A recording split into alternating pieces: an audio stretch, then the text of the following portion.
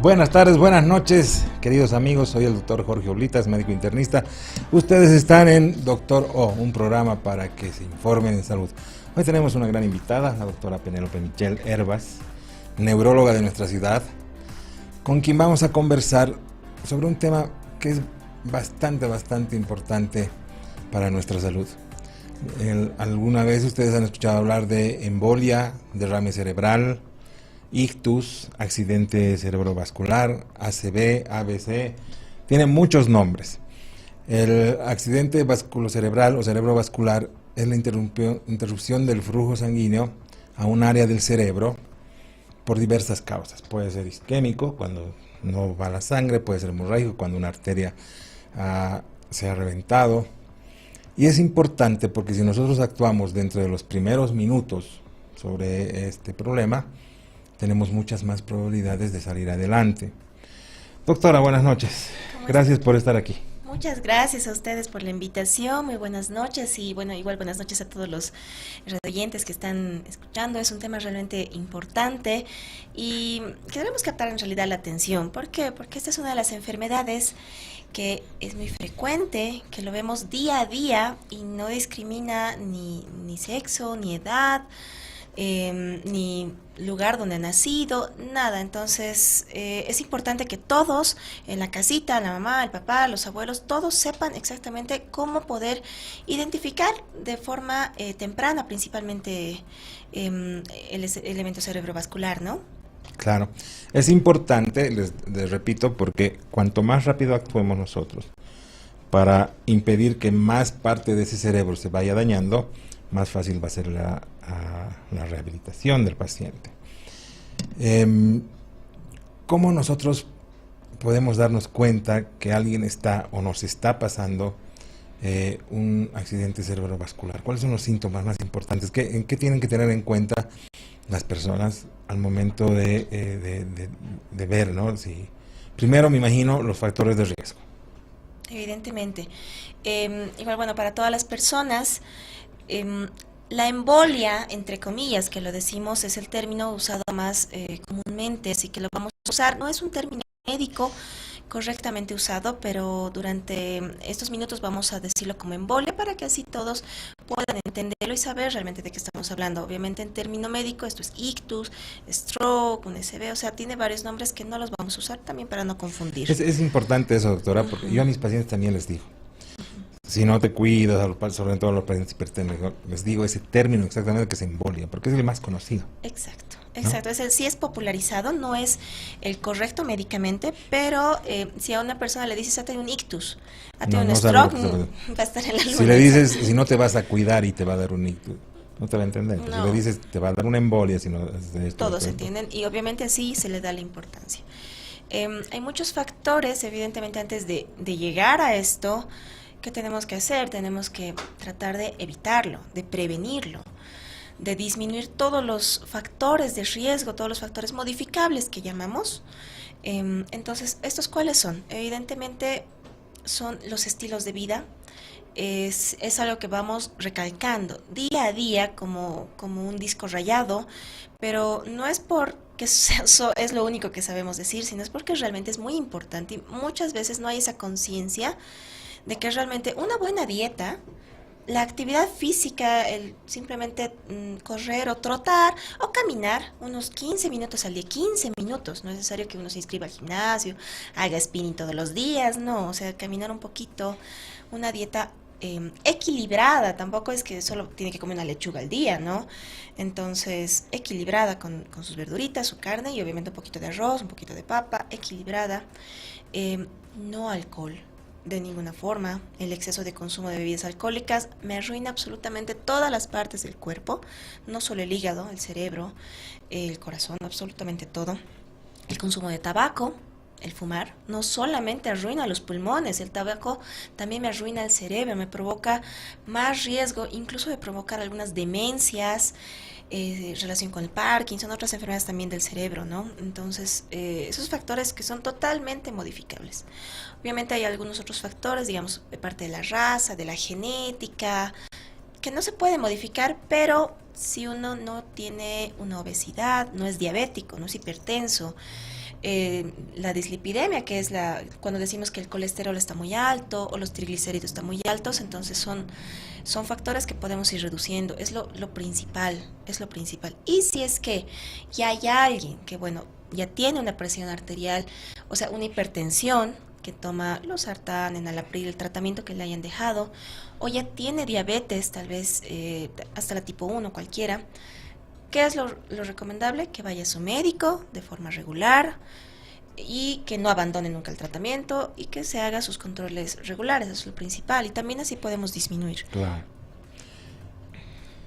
Había una imagen muy interesante hace algunos años, era una persona, un gordito, frente al televisor, comiendo hamburguesas, papas fritas, con su cerveza, y ellos decían, esta es la imagen que en la que uno puede ver el futuro, y el futuro no es bueno, ¿no? Entonces, si quieres viajar al futuro, solamente tienes que hacer eso, ver cómo estás comiendo, estás haciendo ejercicios, el sedentarismo, porque todas estas en algún momento nos van a llevar a una de estas complicaciones. Sí. No necesariamente un ABC, o una embolia, un infarto, problemas renales. Un montón de cosas. Hace algún tiempo salió un estudio en el que se relacionaba muchísimo la ingesta excesiva le decimos comida chatarra para que nos entiendan, con estas enfermedades que hacen el síndrome metabólico. Hace poco tiempo hemos tenido un programa acá de síndrome metabólico.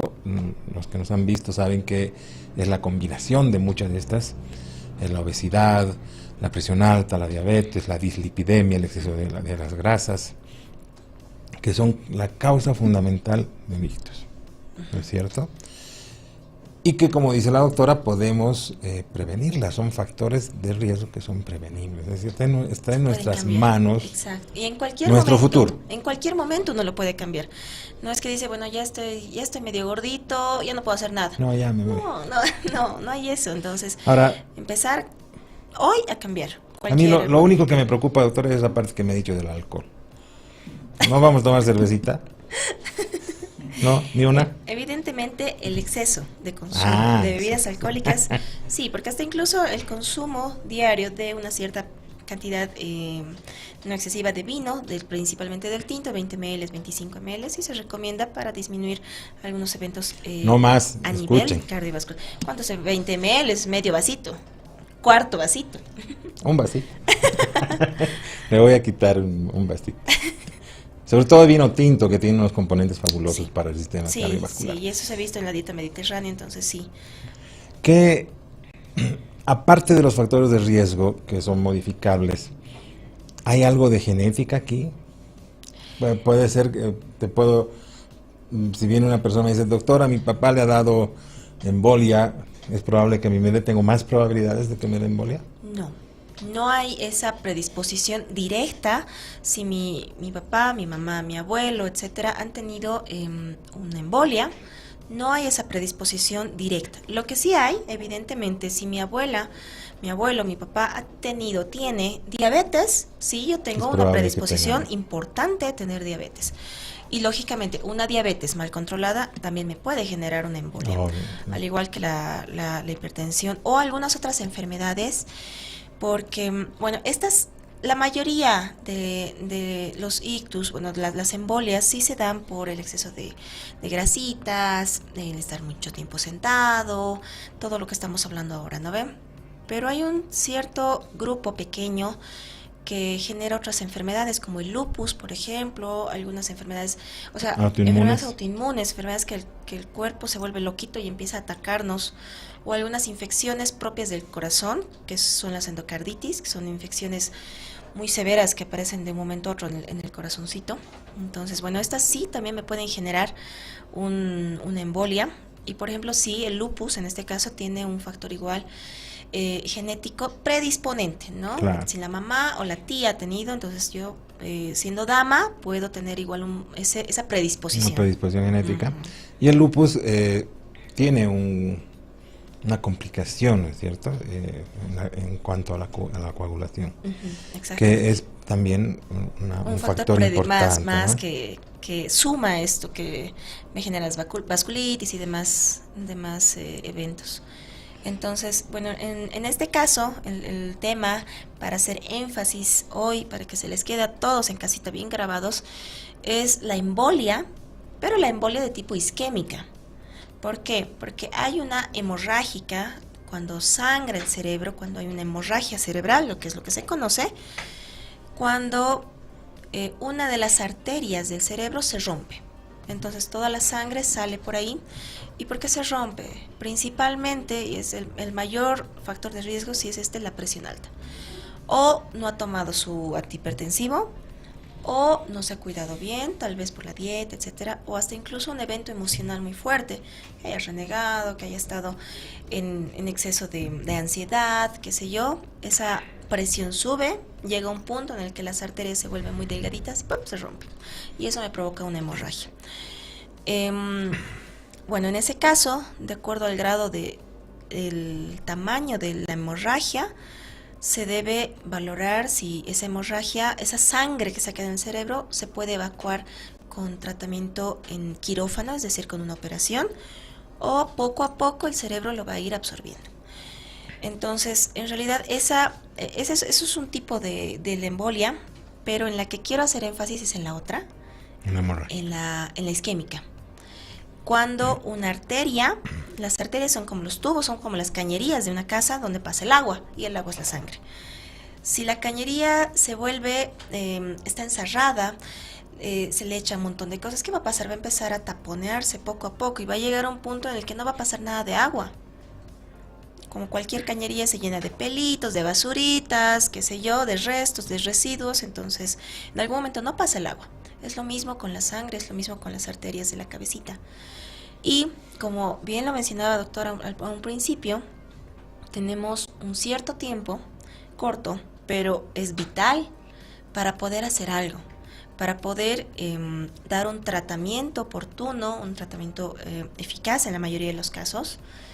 ¿Y por qué nos importa tanto este tratamiento? Porque, ¿qué hace la embolia? Si ese lugar del cerebro, esa arteria se tapa, esa cañería se tapa y ya no hay agua que lo pueda irrigar una parte del cerebro, es como un pastito. Si no le llega agua, ¿qué va a pasar? Se seca, se muere.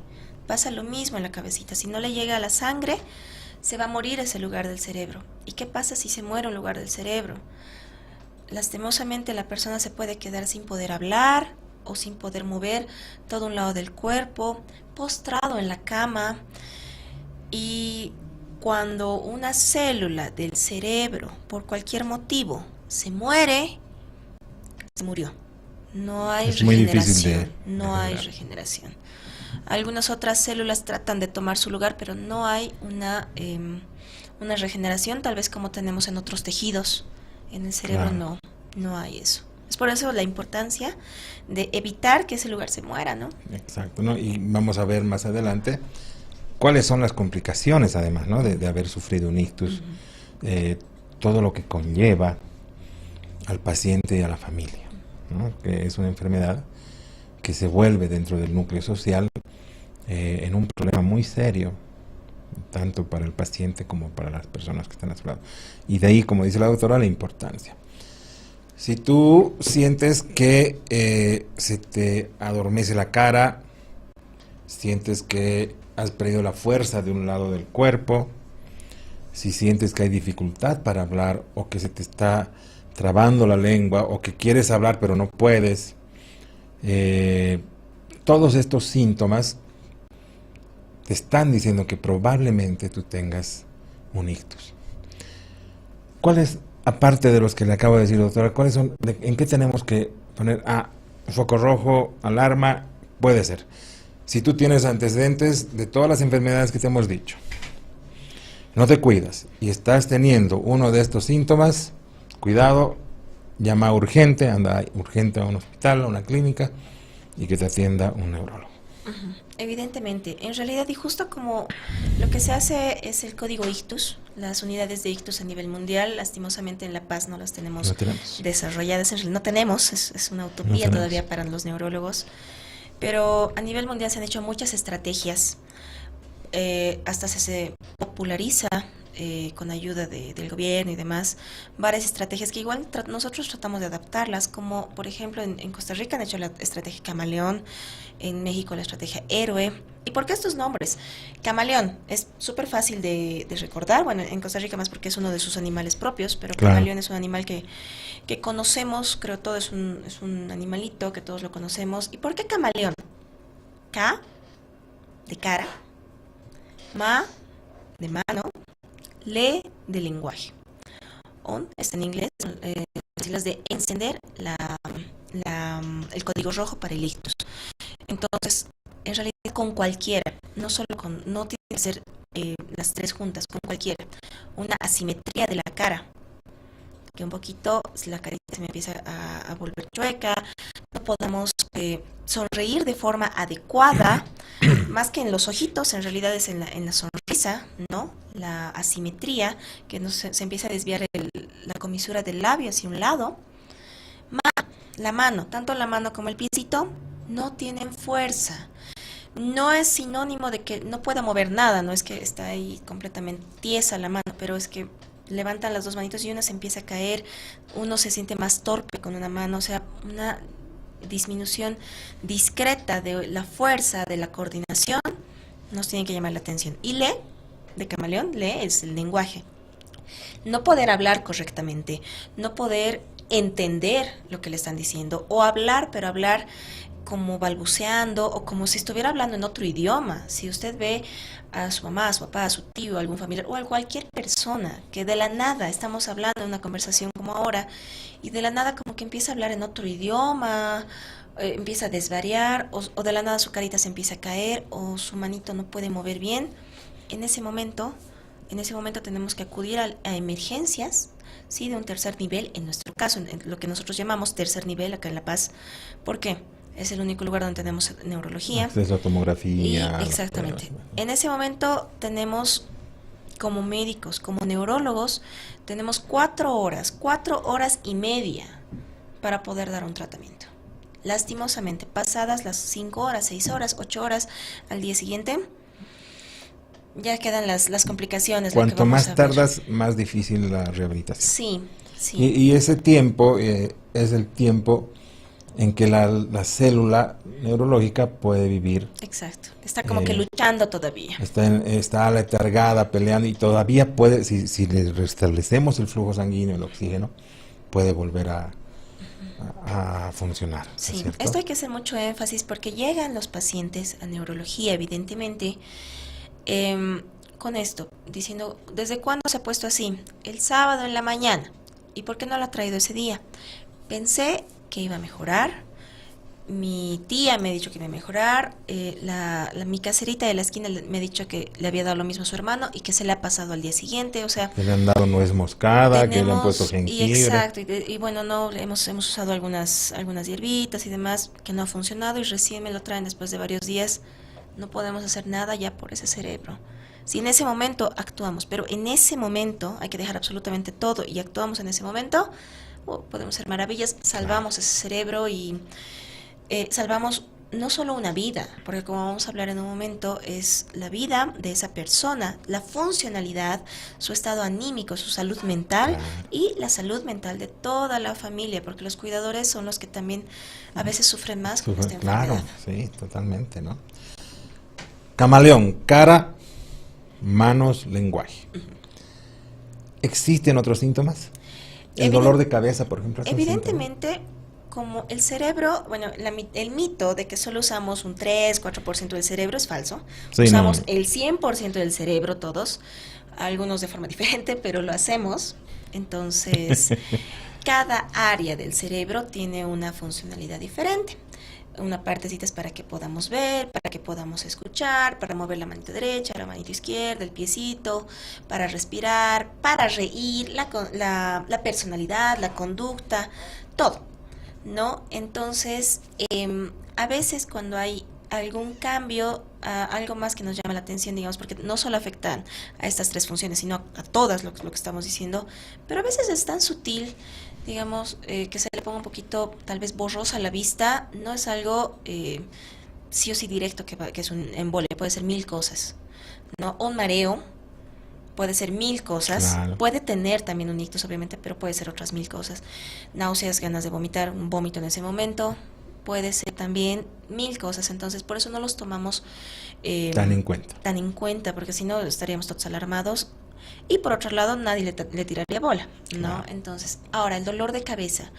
El dolor de cabeza más se lo ha relacionado con el hemorrágico, porque hay aumento de la presión, Claro. entonces en ese momento si hay un poquito de tiempo, digamos, que es lo que conocemos como una emergencia hipertensiva, y en las hemorragias subaracnoideas, que es en realidad el dolor de cabeza es el síntoma, el síntoma cardinal en la hemorragia subaracnoidea, que es cuando se rompen, por ejemplo, un aneurisma o algunos vasitos que son dilatados, malformados, ¿no? Pero en este caso, en el isquémico, en la embolia que conocemos, no siempre hay dolor de cabeza, a veces no hay, a veces hay, entonces por eso no se lo toma igual como componente. Un componente. Ujú.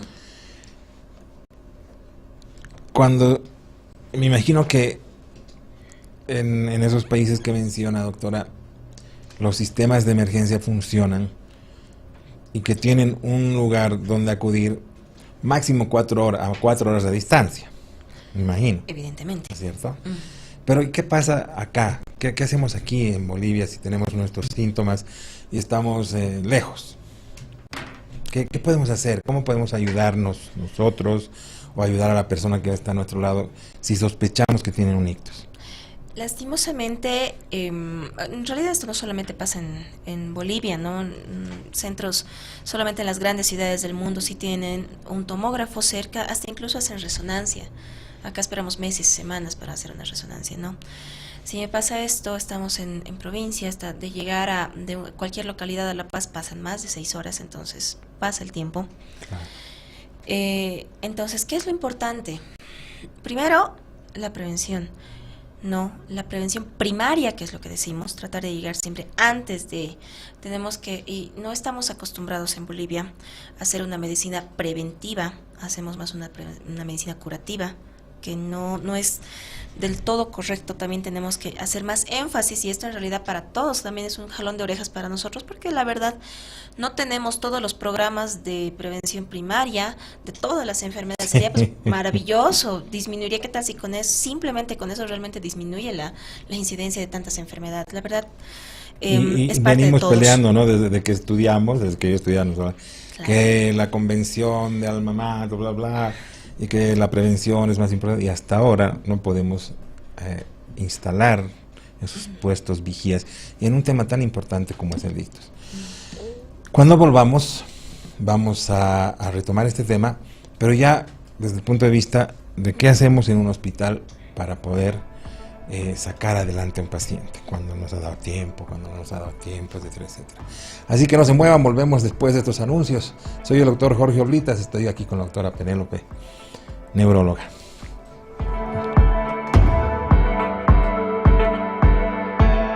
Como siempre, la invitación a que siga con nosotros. Vamos a retornar en breve, pero antes este consejo importantísimo, sí, para verse muy bien. El clima mejora últimamente y todos queremos vernos pero muy bien y estar saludables. Ahora esto es posible junto a Formoline. Formoline es un producto de origen natural que actúa atrapando hasta el 66% de las grasas consumidas en los alimentos y las elimina de manera natural. Con Formoline perdé esos kilos de más y que no vuelvan nunca más. Ya tenemos la línea WhatsApp habilitada para que usted pueda participar con sus preguntas. Es el 762-05182. Siga con nosotros, ya volvemos.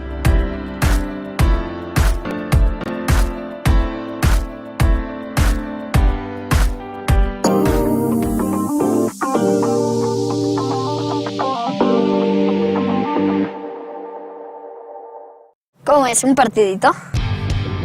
Ya, yo elijo a Osvaldo. Yo elijo a Panchito. Yo a Ricardo. Yo a Sebas. A mi papá.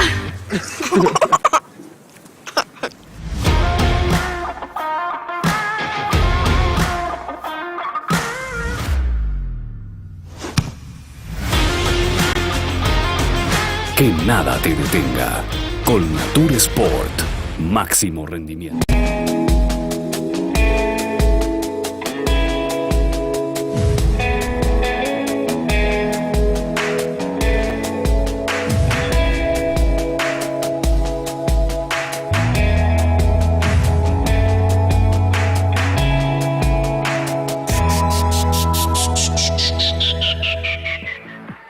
Dai, este vestido te va a quedar perfecto. Tengo que bajar de peso. Así no voy a ir a la fiesta. Pero toma Formuline, es la solución. Quitarse un peso de encima y vivir de forma saludable ahora es posible. Formuline atrapa el 66% de las grasas consumidas en los alimentos y las elimina de forma natural. Puedes bajar más de 4 kilos en solo 10 semanas de tratamiento. Con Formuline, perdé esos kilos de más y que no vuelvan nunca más. Somos Transmedia. Estamos contigo las 24 horas. Síguenos en nuestras redes sociales o escríbenos a contactos@transmedia.com.bo. Transmedia, la evolución de la radio.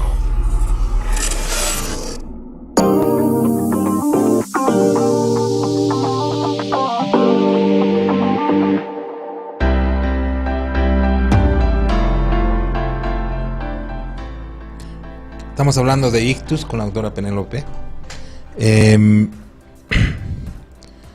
¿Qué es lo más frecuente? ¿El ictus hemorrágico o el ictus isquémico? En realidad, bueno, bienvenidos igual a todos los que se están adheriendo recién.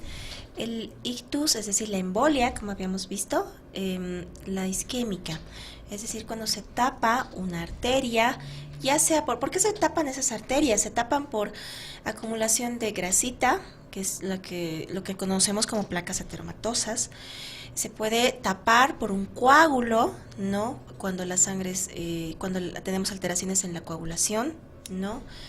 Se puede tapar por un émbolo. Entonces los émbolos son igual coagulitos que vienen del corazón cuando el corazón no está muy bien funcionando de forma adecuada.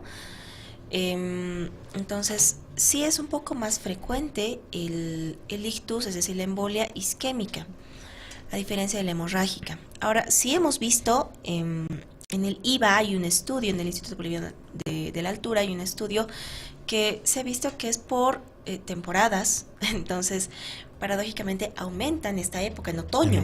Aumenta en otoño el ictus, la embolia isquémica. Y, si no me equivoco, en primavera un poco más la hemorrágica, ¿no? Entonces, es un estudio que lo realizó la doctora Aparicio, es médico neurólogo igual, investigadora del IVA. Es interesante, igual todavía estamos tratando de determinar tal vez algún factor ambiental, de la altura, qué sé yo, algo más que nos pueda ayudar a determinar esto, ¿no? Pero son cositas, ¿no? Que son bastante interesantes. Claro, sí, sí. Hablando de la altura es un factor de riesgo? Para la embolia como tal, no. Lo que pasa es que nosotros en la altura tenemos diferentes predisposición a otras enfermedades, por ejemplo la eritrocitosis, la conocida enfermedad de Monge y demás. Tenemos el glomus carotidio, ¿no? El glomus carotidio, que es una dilatación de una de las arterias, de la carótida, que tenemos absolutamente todos los humanos. Solo que acá, en La Paz, en la altura principalmente, lo tenemos realmente grande. Más, sí. Y a veces crece mucho y hay que operarlo, y eso también en la operación hay muchas complicaciones. Se relaciona esto también mucho con los eventos, con las embolias. Entonces son ese tipo de factores que sí me predisponen. La eritrocitosis también, porque como la sangre es muy espesa, puede llegar a ser tan espesa que llega en algún momento a tapar completamente una arteria, ¿no? Una de esas tubitos que hemos mencionado. O sea que la eritrocitosis, la poliglobulia, como la dicen aquí, conocida como la poliglobulia, exactamente. Es un factor de riesgo. O sea que si eres hipertenso, si estás con exceso de peso, si tienes poliglobulia, estás bien rojito, hay un poquito más de probabilidades de que te pase esto. Como dicen los gauchos, guarda, cuídate, sí, ¿no? Empieza a cuidarte. Cuando ya ha empezado este problema, es una urgencia en la mayoría de los países, como habíamos visto con la doctora, hay, como se había establecido ya hace muchos años, las unidades coronarias para los infartos. En la mayoría de los países en estos momentos hay unidades de actuación contra el ictus, ¿no es cierto? ¿Qué es lo que hacemos cuando llega el paciente, está dentro de las 4 horas, le has hecho una tomografía? ¿Qué tenemos que hacer? Lo primero que hacemos como médicos, en realidad es, y esto igual no estamos realmente entrenados, no sé si porque no le damos la importancia, no le damos la cobertura, o tal vez tenemos miedo, en realidad como médico general y de todas las especialidades, es hacer la valoración del paciente, lo que conocemos como la escala de NIS, ¿ya? Porque es súper importante determinar si el paciente ha estado, cuán grande va a ser el infarto, cuán grande es el área del cerebro que está afectada, ¿no? Y esto igual va dirigido a todos los colegas médicos, porque cada vez que llega un paciente estamos obligados a hacer el NIS. El NIS es una valoración neurológica básica, simple, que todo médico salido de la facultad debe conocer, ¿no? Y eso también es un jalón de orejas para nosotros, que a veces no estamos muy entrenados. ¿Qué hacemos? Hacemos la tomografía, determinamos que es una isquemia, es decir, que es un lugar que no ha llegado sangre. Hacemos laboratorios básicos para ver cómo está coagulando en ese momento, para ver cómo está la función del riñón, para ver cómo está el azúcar en la sangre, tomamos la presión, etcétera. Entonces, de acuerdo a esto, si estamos en tiempo, podemos dar un tratamiento. Los tratamientos a nivel mundial es la terapia de trombolisis, ¿no? O la trombectomía mecánica, la terapia de trombolisis endovenosa. En Bolivia solamente tenemos disponible el tenecteplase, ¿ya? Es un medicamento que se lo pone por la vena en una dosis única, con coordinación obviamente con neurología, y poco a poco ese coágulo, esa plaquita de teroma lo tiene que ir disolviendo para que se vuelva a regar la sangre al cerebro, ¿no? Entonces ese es el objetivo, ese es nuestro sueño, nuestro ideal, nuestra utopía que tenemos como médicos para ver una unidad de ictus, un código ictus funcionando en su perfección. En caso de que no tengamos la hora certera de a qué hora empezó el evento y cuándo pasa esto, y es algo igual muy frecuente, cuando estamos viajando de acá de La Paz y nos vamos a Santa Cruz por bus, ¿cuánto tiempo tardamos? No son 2 horas, claro. Tardamos toda la noche, llegamos al día siguiente. ¿Y qué pasa durante todo ese tiempo? Estamos sentados, estamos en reposo. Entonces, la sangre, al no moverse, igual se empieza a coagular. Eso nosotros lo conocemos como éstasis sanguínea. Se empieza a formar igual coágulos. Y al final, cuando ya termina el viaje, llegamos a la terminal, nos paramos, empezamos a caminar, recién empieza a moverse esa sangre y ese coágulo que se forma durante todo el viaje, ¡pum!, llega al cerebro. Eso es igual muy frecuente, ¿no? Después de una estancia prolongada, no solo, bueno, esto es un ejemplo bastante burdo, pero sí es frecuente. Cuando estamos igual en cama, mucho tiempo postrados, o sea, toda esa postración, el sedentarismo propiamente, también nos puede generar. Entonces, ¿qué pasa cuando el paciente llega después de las 4, 5, 6 horas, 7 horas, qué sé yo, al día siguiente, o no sabemos realmente cuándo ha empezado esto? Porque a veces dicen, ayer estaba bien, claro, se ha ido a dormir y esta mañana ha despertado así. Entonces no sabemos si ha sido a las 10 de la noche, a las 11, a la 1, a las 2 de la mañana, 6 de la mañana. No hay como en el infarto, por ejemplo, enzimas que nos puedan decir, laboratorios que nos puedan decir el tiempo.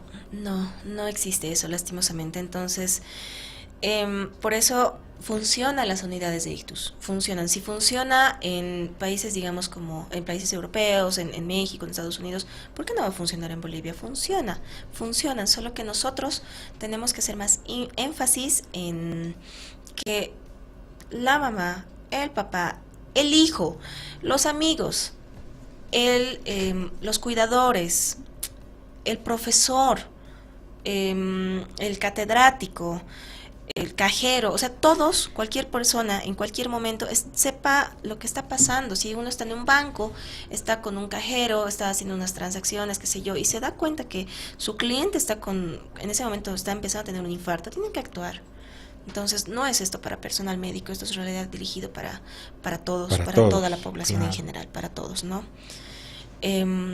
Cuando ya pasa el tiempo, solo podemos hacer lo que llamamos la prevención secundaria, que es evidentemente controlar la diabetes, controlar la presión alta, controlar, o sea, todo lo que tal vez ha estado en desequilibrio, tratar de bajar las grasitas, qué sé yo. Y empezamos con la rehabilitación, la fisioterapia al área que haya afectado, ya sea motora, ya sea de la deglución, o sea, fonológica, el lenguaje, con fonoaudiología, qué sé yo. Entonces, ya nos abocamos a la rehabilitación. La rehabilitación es algo multidisciplinario, no solo es... Rehabilitación no es sinónimo de fisioterapia. Rehabilitación es desde, sí, fisiatría, obviamente fisioterapia, fonoaudiología, depende del área, psicomotricidad, terapia ocupacional, qué sé yo, ¿no? Entonces, poco a poco. Muchas veces se pregunta, lastimosamente, mi papá, si no mueve toda la parte derecha de su cuerpo, ¿cuándo se va a curar? ¿Cuándo va a volver a mejorar? Y esa es una pregunta que nos hacen diariamente. Claro. Y sí, la respuesta es dura, porque lastimosamente, y como habíamos mencionado hace un momento, si esa célula del cerebro se murió, es muy difícil. Se murió, no hay nada que hacer. Pero nuestro cerebro es hermoso, el cerebro es plástico, ¿no? es noble, entonces otras células agarran esa función, pero es por eso la importancia de la rehabilitación, porque si uno dice, mi mano no se mueve, pero uno tiene que darle la orden, pensar en esa orden y decir, se tiene que mover, no va a ser de un día para otro, pero después de días, semanas, meses, el cerebro va a decir, caray, esta mano no se mueve y me están ordenando que se mueva, entonces otras células agarran esa función y eso es lo que se llama la neuroplasticidad. Tenemos esa neuroplasticidad, evidentemente me genera otra vez que tal vez esa mano pueda volver a moverse, pero una recuperación al 100%, eso sí es realmente difícil. Y la neuroplasticidad, como decimos, o sea, esta capacidad de poder recuperar poco a poco con fisioterapia, rehabilitación, tarda meses. Damos un tiempo como pronóstico, digamos, de 2 años, más o menos, son 2 años, que sí o sí tenemos que seguir rehabilitación, etcétera. Que es caro, es engorroso, ¿no? Y ahí va lo que esto no es solamente para el paciente, sino para es todo para el núcleo familiar, para los cuidadores que decimos, ¿por qué? Porque si esa persona tal vez no puede mover para nada el lado derecho de su cuerpo y de paso no puede hablar bien o no entiende. Es una persona, es un papá, es un tío que va a ser totalmente dependiente de toda actividad, dependiente de comer, le tienen que dar en cucharita o si es que no puede comer, le tienen que poner su alimento licuado especial por la sonda nasogástrica o a veces una gastrostomía. No va a valerse por sí mismo, ¿no? Le tienen que ayudar a limpiarse, le tienen que ayudar a bañarse, entonces le tienen que cambiar de posición y ahí empezamos con todas las recomendaciones para este tipo de pacientes, para los cuidados. ¿Por qué? Porque ya ahí luchamos con otras cosas como las úlceras por decúbito, que son heridas, otras complicaciones, exacto, que son heridas que aparecen en la espalda, en la nalguita, en el tobillo, son lugares donde están apoyados mucho en la cama. Y estas úlceras, estas heridas tardan en cerrar, pero tardan en curar. Es increíble, no son heridas fáciles de tratar, se infectan. Las miras y se infectan, no sé, terrible. Pero entre el llegar a la rehabilitación y entrar al hospital con un ictus, hay un tiempito que tenemos, que podemos tener. No sé si hay medicamentos neuroprotectores, medicamentos que nos ayuden a mejorar la perfusión, aunque sea de esta parte del cerebro que todavía no se ha muerto. Y cuando volvamos vamos a hablar justamente de eso. Estamos aquí con la doctora Penélope, ella es neuróloga, y yo soy el doctor Jorge Oblitas, médico internista. Ustedes están en Doctor O. Volvemos después de estos anuncios.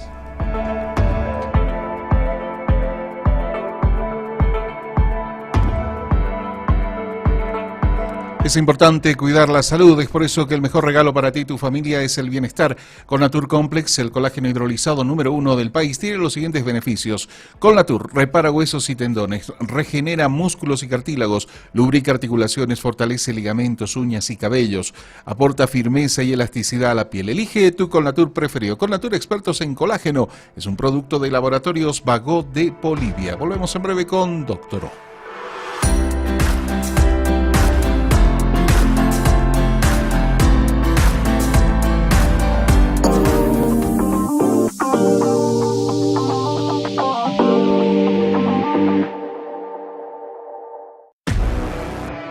Para lograr un objetivo, se necesita fuerza.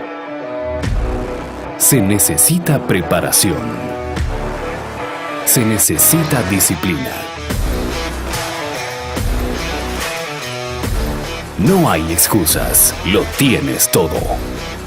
Tienes Colnatur Sport, que nada te detenga. Colnatur Sport, máximo rendimiento. No te pierdas Infómanos de lunes a viernes a las 15 horas. Infómanos por Melodía, la mejor radio latina, y por www.transmedia.com.bo. Infómanos.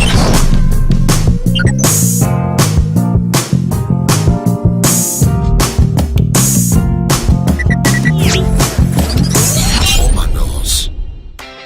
¿Te sientes cansado todo el tiempo? ¿Te falta energía? ¿Te faltan vitaminas y minerales? Toma Verotonil, la fuente de energía y vitaminas que tu cuerpo necesita.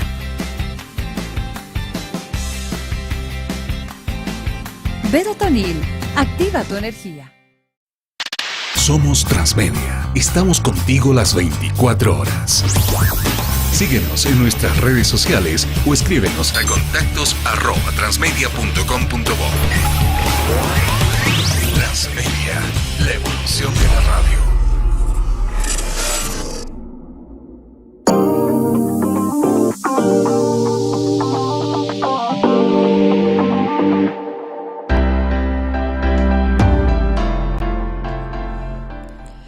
Estamos hablando de ictus, embolias, derrames cerebrales, que son todos los nombres de esta enfermedad, que es una urgencia neurológica.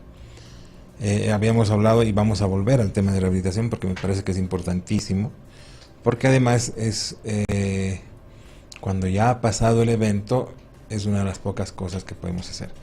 Pero un poquitito antes, cuando están en el hospital los pacientes, esto me preguntan mucho, ¿qué más podemos hacer? Porque yo creo que esa es una de las causas, doctora, de que todo el sistema médico hayamos alzado un poquito las manos en cuanto al ictus. Pues no, si ya le ha dado, ¿para qué? No hay más que hacer, ¿no es cierto? Pero creo que hay muchas cosas todavía en el intermedio, ¿no? Existen medicamentos neuroprotectores, habíamos estado hablando de las cámaras hiperbáricas. ¿Qué más se puede hacer? Cuando ya llega el paciente a emergencias, bueno, dentro del horario esperado, podemos sí iniciar alguna terapia, como habíamos mencionado, 2 terapias importantes, que es la trombectomía mecánica, es decir, entrar con un cablecito, bueno, no es un cablecito, pero para que me entiendan, sí. Y robar, destruir totalmente ese coágulo, digamos, y que vuelva a fluir la sangre, o un medicamento que podemos ponerlo por la vena, que es una trombolisis endovenosa. Como decía, en Bolivia el único que tenemos disponible es el Tenecteplase, el Alteplase todavía no está aprobado. Y igual entra a la sangre y empieza a destruir todos los coágulos. No, entonces la esperanza después de eso es hacer el seguimiento cada 15 minutos, cada hora, y hacer el seguimiento hasta las siguientes 24 horas, en teoría, para ver toda la recuperación.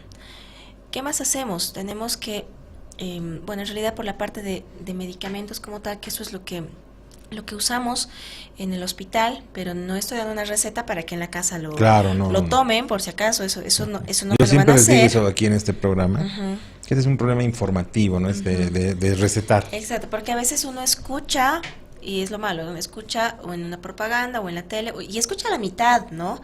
Entonces piensa que eso es como una receta tal vez de comida, que sirve para todos, cosa que eso es falso. Siempre valoramos, cada persona es totalmente diferente. Entonces, algo que empezamos a usar mucho son los antiagregantes plaquetarios. ¿Cuáles son? ¿Qué estoy hablando? La aspirineta, la simple aspirineta me ayuda bastante. Otra de estas variantes es el clopidogrel, ¿ya? Muchas veces, y esto en realidad como a personales médicos, a todos mis colegas, cuando no tenemos tal vez un acceso oportuno, o por lo menos no estamos tal vez dentro de esas horas, pero lo estamos captando lo antes posible, sí está recomendado, porque siempre nos guiamos con guías nosotros internacionales, una dosis de ataque que decimos, es decir, dar una dosis alta de aspirineta del ácido acetilsalicílico, 300 miligramos, o el clopidogrel 150, como una dosis de ataque. Ya. Y luego de eso ya una aspirineta, que es una dosis de 100 miligramos, la que conocemos, la que sí se compra en cualquier farmacia, cada día. Probablemente esa persona tenga que tomar esa aspirineta toda su vida, ¿ya? Así que son cosas que tampoco es para que uno se deprima, se ponga mal, son cositas que nos ayudan, ¿ya? O el clopidogrel. ¿Qué más? Las estatinas. Las estatinas son los medicamentos conocidos comúnmente para disminuir la cantidad de grasitas que tenemos en la sangre, como la atorvastatina, que es la más conocida.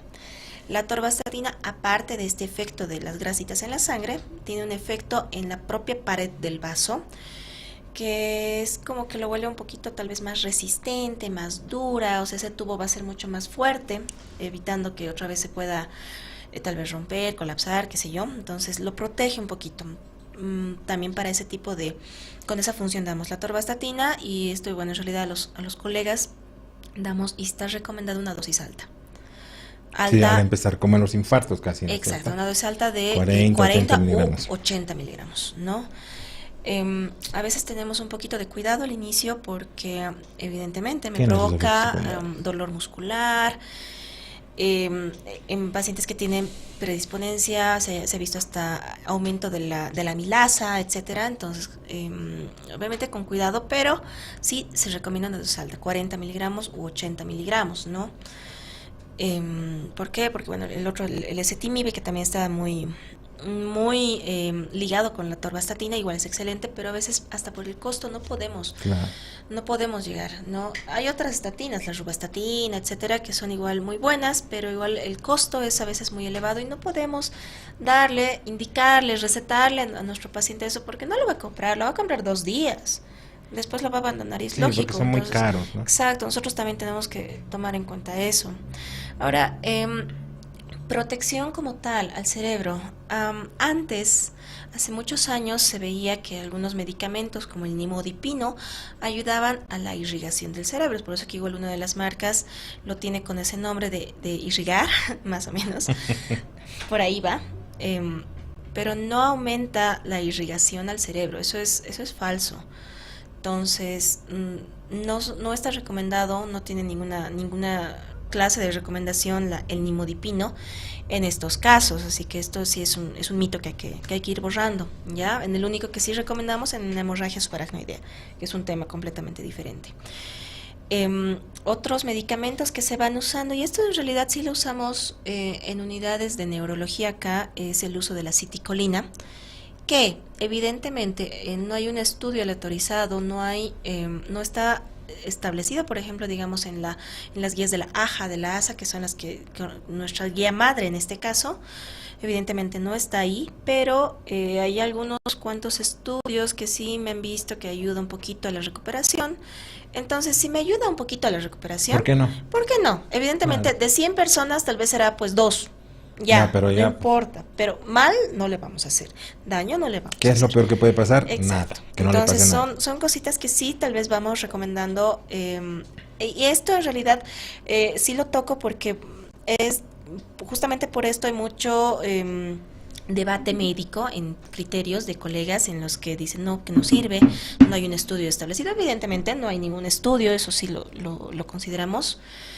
Los estudios que hay son pequeños, cosa que no tiene el valor de multicéntrico, que sí son los que tomamos siempre en cuenta para cualquier uso de medicamento, pero lo usamos ya durante las primeras semanas principalmente. ¿Qué más? Cuando hay una alteración en el corazón, si ese corazón está latiendo muy, muy rápido y muy lento después, o sea, está como que loquito. Una arritmia.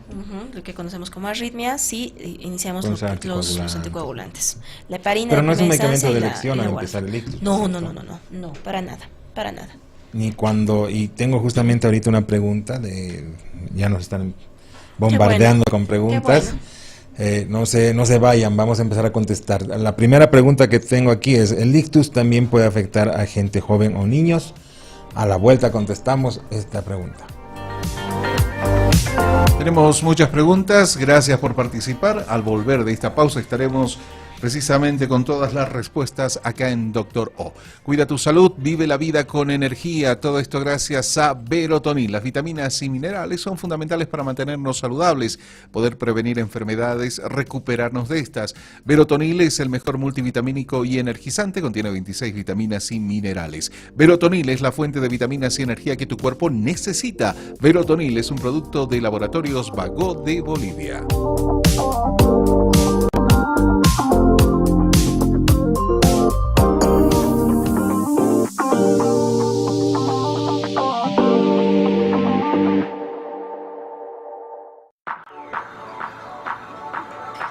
Yo hubiera querido verme así cuando tenía su edad, vieja. ¿Chicas? Adri, Nikki, ¿cómo están? ¿Dónde han estado? Ahí nomás, bien. ¿Vos? También, ¿cómo están? Estás súper bien. Gracias. Sí, se te ve súper bien. Gracias, chicas. Ah, con razón. Con Natur Complex, verte y sentirte bien.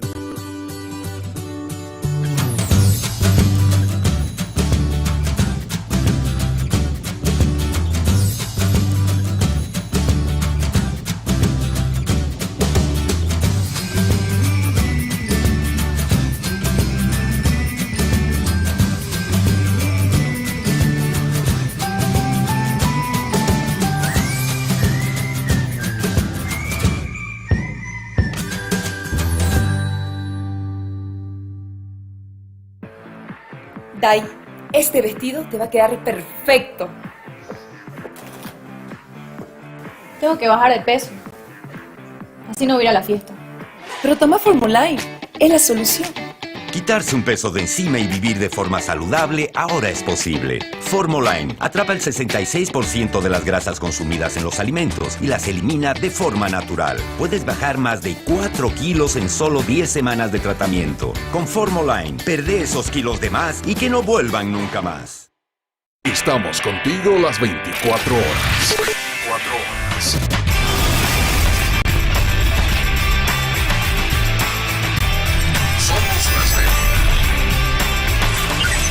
Transmedia, la evolución de la radio. La evolución de la radio.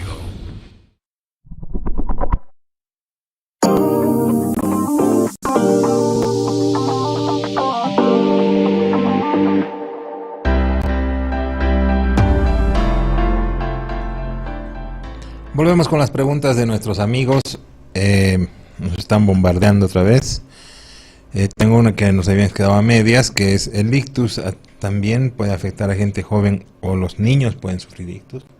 En realidad sí, no es una enfermedad. Evidentemente los factores de riesgo que habíamos indicado y un jalón de oreja para todos, recordando siempre la obesidad, el colesterol alto, etcétera, etcétera, sí son factores predisponentes, pero ¿qué pasa? A cualquier edad podemos tener por ejemplo, una alteración en el corazón, un corazón a lo que íbamos hace un momento, una arritmia, por ejemplo, es decir, que el corazón no está funcionando bien, una válvula no está funcionando bien, la sangre se queda como que ahí estancada, dando vueltas en torbellinos, se vuelve eso un coágulo y ¡pum!, se va al cerebro. Eso puede aparecer a los 20 años, a los 15 años, a cualquier edad. Infecciones del corazón, que son lo que conocemos como las endocarditis, también.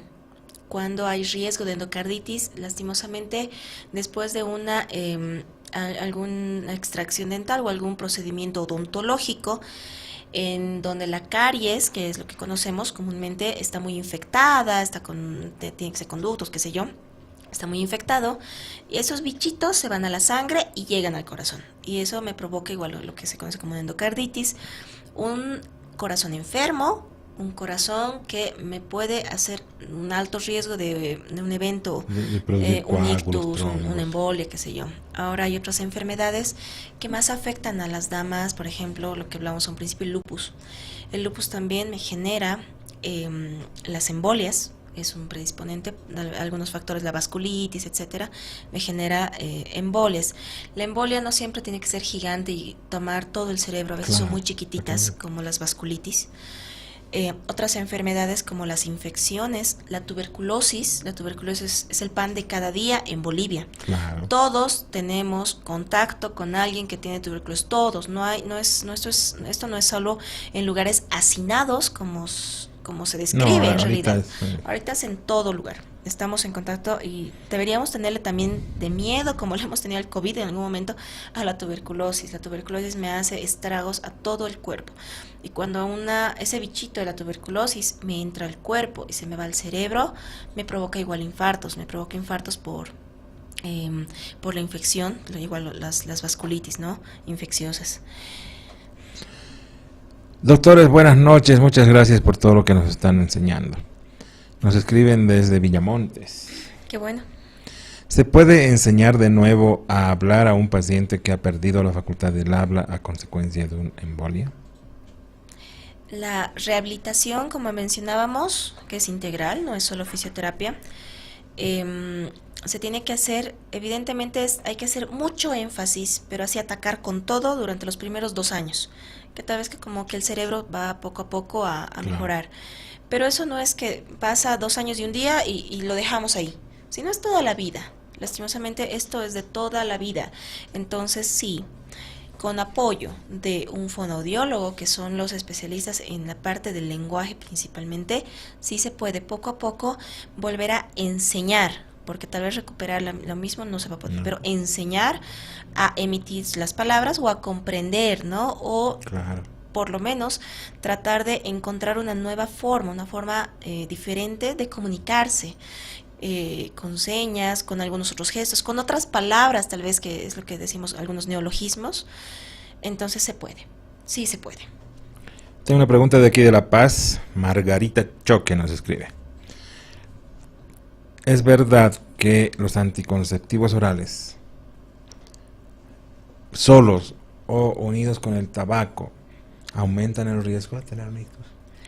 Evidentemente, en neurología estamos como que somos enemigos de los anticonceptivos orales, de estas hormonas.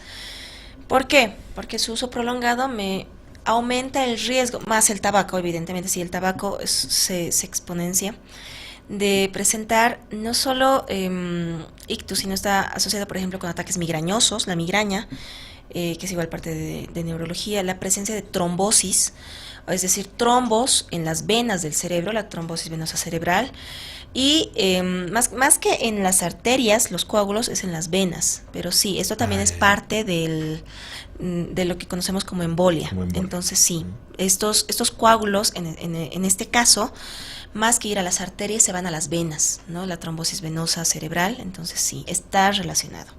Tengo una pregunta muy bonita por quien la está haciendo. Es una doctora, casi doctora, está siendo internado en el altiplano, y me dice, para nosotros es muy difícil a veces hacer todo lo que se está haciendo. Cuando diagnosticamos, podemos dar aspirina, podemos dar algún anticoagulante. ¿Qué podemos hacer?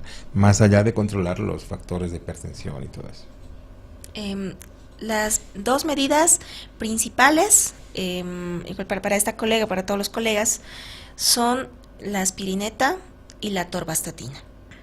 Las 2 medidas principales que sí o sí hay que dar, y probablemente, y explicarle eso al paciente, que tiene que ser de por vida.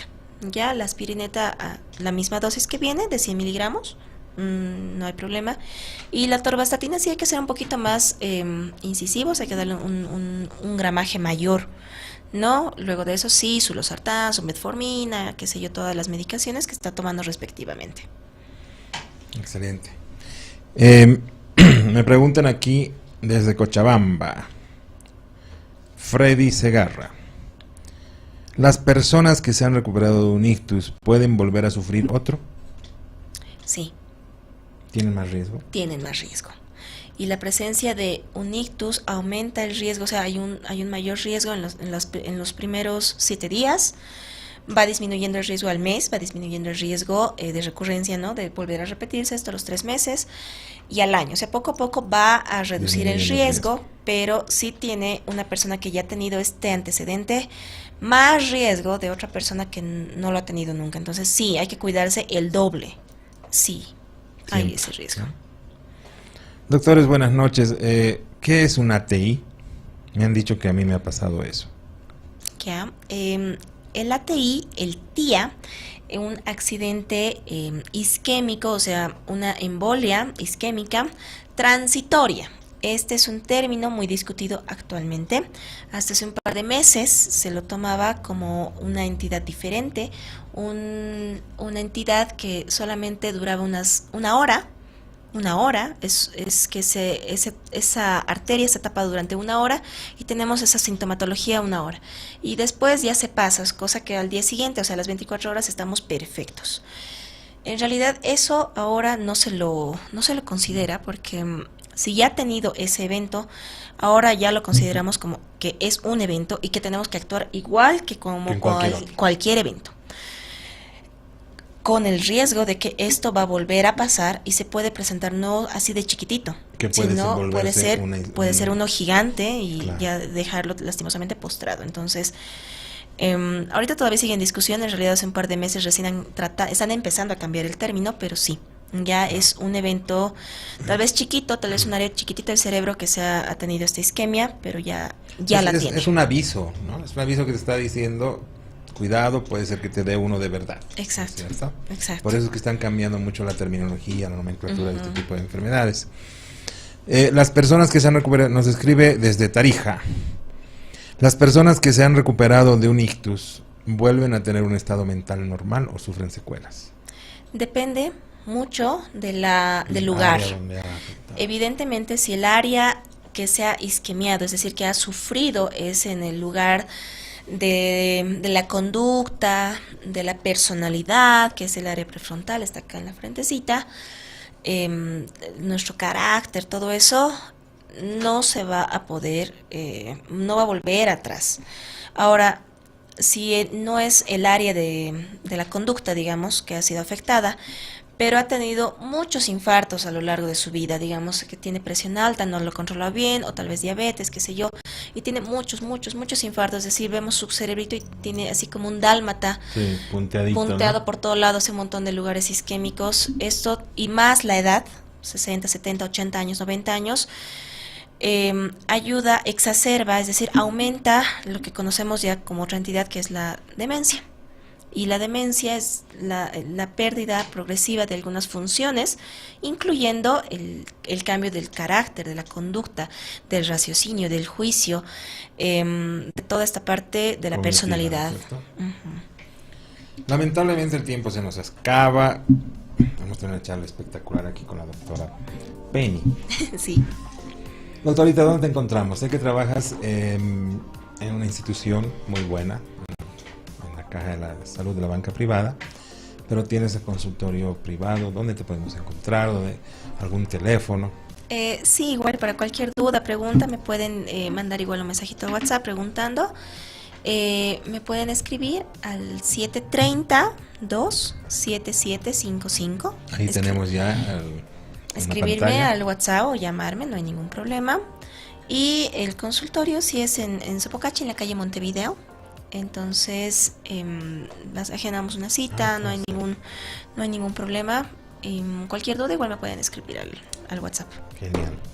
Les debemos muchas preguntas. Le invito para una próxima charla sobre algún tema tan lindo como que además es de mucha ayuda para la gente que nos ve.